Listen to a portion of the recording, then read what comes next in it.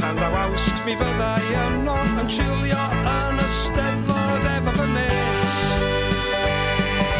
Grwydro'r maes i Anfer Stondin, Babell Len, lle celf tu Gwerin, Llanerch Gydd, Pafiliwn neu maes di.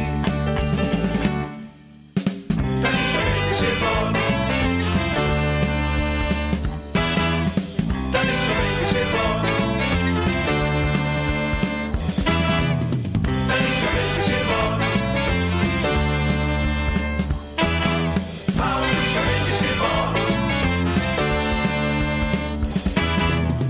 Gewch chi gadw'ch Glastonbury, gewch chi gadw'ch Wakestock a'ch dyn Gwyrdd. Gewch chi gadw Gwyl y Gelli, Gwyl Rhif 6 a gewch chi gadw Steddfod yr Urdd.